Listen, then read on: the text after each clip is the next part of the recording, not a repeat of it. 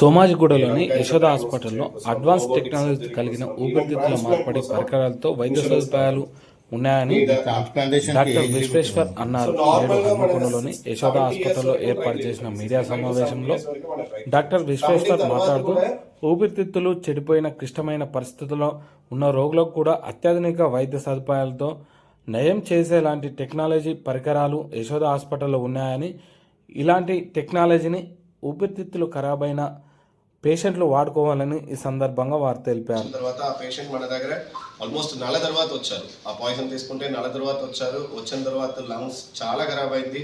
First ventilator అవసరం పడింది. వెంటిలేటర్లో తట్టుకోలేదు, అందుకే ఎక్మో పెట్టడం అవసరం పడింది.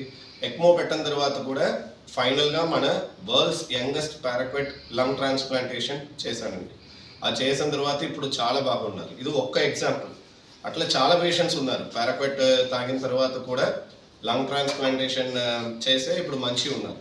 సో ఈ అన్ని ఇన్ఫర్మేషన్ మనకు డాక్టర్స్ మధ్యలో, తర్వాత పబ్లిక్ మధ్యలో కూడా అవేర్నెస్ కావాలండి. అందుకోసమే ఈ ప్రెస్ మీట్ మన కోసం ప్లాన్ చేశాను.